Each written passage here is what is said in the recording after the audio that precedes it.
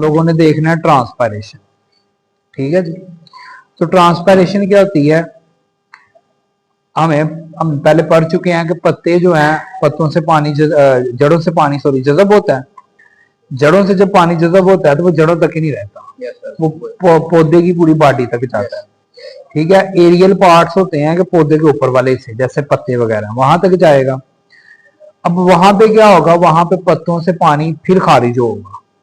पत्ते जो है मसलसल, दरख्तों के जो पत्ते हैं, लीव्स हैं, उनसे मसलसल पानी निकलता रहता है। इसको ट्रांसपायरेशन कहते हैं। और तकरीबन 99% पानी यानी जब जड़ों से पानी जज़ब होता है उसका 99% पानी जो है ना वो एवेपोरेट होकर पत्तों से निकल जाता है। इसको ट्रांसपायरेशन कहते हैं। ठीक है। पत्ते को जब आप देखते हैं, पत्ते को, लीफ को, तो लीफ में स्टोमेटा होते हैं। ठीक है। अपर एपिडर्मिस होती है, लोअर एपिडर्मिस, और लोअर एपिडर्मिस सुराख होते हैं, उसको स्टोमेटा कहते हैं। जिस तरह इंसान में सांस लेने के लिए नथने होते हैं, उस तरह पौधों के अंदर, पत्तों के अंदर स्टोमेटा होते हैं, जिसके जरिए से वो कार्बन डाइऑक्साइड को जज़ब करते हैं और ऑक्सीजन को खारिज करते हैं। इन स्टोमेटा के जरिए जो पौधे होते हैं, जो पत्ते होते हैं पौधों के, वो पानी को भी खारिज करते हैं। ठीक है। इसको क्या बोलेंगे, स्टोमेटल ट्रांसपायरेशन। यानी वो ट्रांसपायरेशन जो स्टोमेटा के जरिए होगी उसको क्या बोलेंगे, स्टोमेटल ट्रांसपायरेशन। और 90% तक जो ट्रांसपायरेशन होती है वो स्टोमेटा के जरिए होती है, इसको स्टोमेटल ट्रांसपायरेशन कहेंगे। इसके अलावा 7 to 9% जो ट्रांसपायरेशन होती है वो क्यूटिक्यूलर ट्रांसपायरेशन क्यूटिकल के जरिए होती है। ये क्यूटिकल भी पत्तों के ऊपर होते हैं। ठीक है जी। और बहुत थोड़ी यानी लेस देन 3% जो ट्रांसपायरेशन है वो लेंटिसेल्स के जरिए होती है। और लेंटिसेल पौधे की स्टेम के अंदर होते हैं, स्टेम तने के अंदर होते हैं। तो कहने का मतलब ये है कि पौधे के पत्तों से जमीन से पानी जज़ब होता है, वो पानी जज़ब होकर पत्तों तक जाता है, फिर पत्तों से पानी ट्रांसपायरेशन के जरिए निकलता रहता है, बुखारात के जरिए निकलता रहता है। This is called transpiration. Transpiration stomata के जरिए भी होती है, स्टोमेटल ट्रांसपायरेशन होगी। क्यूटिकल के जरिए भी होती है, ये भी पत्तों के ऊपर होते हैं क्यूटिकल, इसको क्यूटिक्यूलर ट्रांसपायरेशन कहेंगे। और स्टेम में मौजूद लेंटिसेल्स के जरिए भी होती है, इसको लेंटिक्यूलर ट्रांसपायरेशन कहेंगे। और सबसे कम इसमें होती है। ठीक है। अब ट्रांसपायरेशन जो है ये वाइटल प्रोसेस है, इंपॉर्टेंट है बहुत ज्यादा। क्यों इंपॉर्टेंट है, इसलिए ये इंपॉर्टेंट है क्योंकि ये कूलिंग इफेक्ट पैदा करता है। मसलन जो फिजा में ठंडक है, ठीक है, हवा में ठंडक है, उसका रिस्पॉन्सिबल ट्रांसपायरेशन है। ठीक है।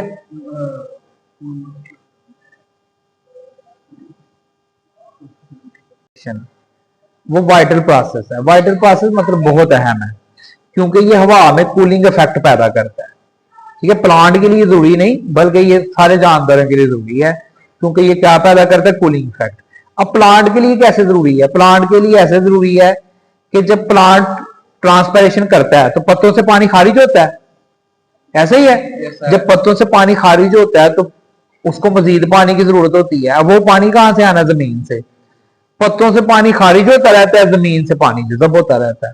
तो इस तरह से पानी का एक फ्लो जारी रहता है जड़ों से पत्तों तक।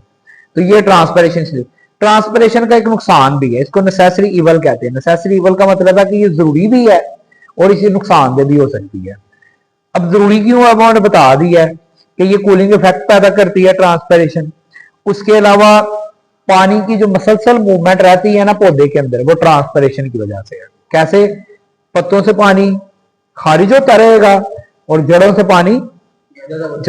नेसेसरी इवल इसलिए है क्योंकि जब पत्ता बहुत ज्यादा ट्रांसपायरेशन करता है, पौधे में बहुत ज्यादा ट्रांसपायरेशन होती है तो पौधे मुरझा भी सकते हैं, पानी की कमी की वजह से मुरझा जाते हैं। बस फर्ज करें जमीन में पानी नहीं है और पत्ते ट्रांसपायरेशन करते जा रहे हैं तो पौधा अल्टीमेटली विल्टिंग कर जाएगा, उसमें जो है ना टर्गर कम हो जाएगा, मुरझा जाएगा। विल्टिंग का मतलब है मुरझा जाएगा पौधा। तो ट्रांसपायरेशन जरूरी भी है लेकिन इसका नुकसान भी है। ठीक है। नेसेसरी इवल है ये। Relation of transpiration with leaf surface area. बाद दरख्तों के पत्ते बड़े होते हैं और बाद दरख्तों के पत्ते छोटे होते हैं। तो अगर लीफ यानी पत्ता बड़ा है, किसी दरख्त का पत्ता छोटा है, तो इससे इस जो पत्ते के साइज का ट्रांसपरेशन पे क्या असर होगा, ये हमने देखना है। तो इसको सिंपली आप ये देखें कि जब आप कपड़े फैलाने जाते हैं, जब कपड़े धोते हैं उसके बाद उसको फैलाते हैं, तो जब फैलाते हैं तो उसको अगर आप ऐसे ही जो है उसको उसको बना के, यानी उसको उसको फैला के ना आप आए, उसको ऐसे ही आप छत के ऊपर रखाएं, तो वो जल्दी सूखेगा, या फैला के रखें वो ज्यादा सूखेगा। तो जब फैला के रखेंगे वो जल्दी सूखेगा, क्यों? क्योंकि सरफेस एरिया बढ़ गया है। जब सरफेस एरिया बढ़ जाएगा तो पानी का निकलना तेज हो जाएगा। पत्तों का सीन भी ऐसा ही है, अगर पत्ता बड़ा होगा तो पानी ज्यादा खारिज होगा, यानी सरफेस एरिया बड़ा होगा तो पानी ज्यादा खारिज होगा, पत्ते छोटे होंगे तो पानी कम खारिज होंगे, पानी कम खारिज होगा। तो पत्तों का साइज बड़ा होगा, रेट ऑफ ट्रांसपिरेशन बढ़ेगा, सरफेस एरिया बढ़ेगा, रेट ऑफ ट्रांसपिरेशन बढ़ेगा। सरफेस एरिया कम कर देंगे, रेट ऑफ ट्रांसपिरेशन कम हो जाएगा। तो पत्तों के साइज के साथ ट्रांसपिरेशन बढ़ेगा, पत्तों का साइज बढ़ेगा, ट्रांसपिरेशन भी बढ़ेगा। इसी तरह जो नेक्स्ट है उसने लिखा है factor affecting the rate of transpiration. वो कौन से फैक्टर हैं जो रेट ऑफ ट्रांसपिरेशन को कम भी कर सकते हैं और तेज भी कर सकते हैं? तो उसमें कौन कौन सी चीजें हैं? उसमें टेम्परेचर है, उसमें हवा है, हवा की रफ्तार है, और ह्यूमिडिटी है। ह्यूमिडिटी का मतलब होता है नमी। अच्छा, एक बात आपने ये भी देखनी है, इसको तफसील से हम लोग देखेंगे कि ट्रांसपिरेशन को मेजर करने के लिए एक ऑपरेटर्स यूज होता है, इसे पोटोमीटर कहते हैं। पोटोमीटर की मदद से हम ये मेजर कर सकते हैं कि ट्रांसपिरेशन कितनी हो रही है। ये डायग्राम में ना उसकी तस्वीर भी दिखाई हुई है। अब ग्रेजुअली हम देखते हैं कि कौन सी चीजें हैं जो ट्रांसपिरेशन पे इफेक्ट करती हैं, ठीक है, और उनकी वजह से ट्रांसपिरेशन बढ़ेगी या ट्रांसपिरेशन कम होगी।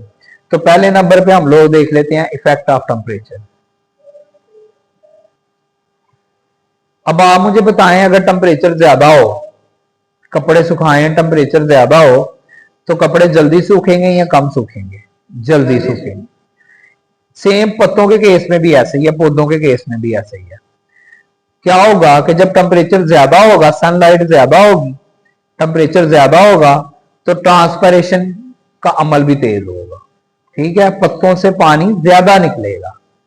इवन के आपकी बुक पे लिखा हुआ है कि 10 डिग्री तक टेम्परेचर बढ़ा देंगे तो ट्रांसपिरेशन डबल हो जाएगी, पत्तों से पानी का निकलना डबल हो जाएगा। लेकिन यहां पे एक चीज ये भी है कि जब बहुत ही ज्यादा टेम्परेचर कर देंगे, 40 to 45 डिग्री कर देंगे, तो ट्रांसपिरेशन बढ़ने की बजाय कम हो जाएगी। ये क्यों होगा? क्योंकि ट्रांसपिरेशन हो रही है स्टोमेटा के जरिए।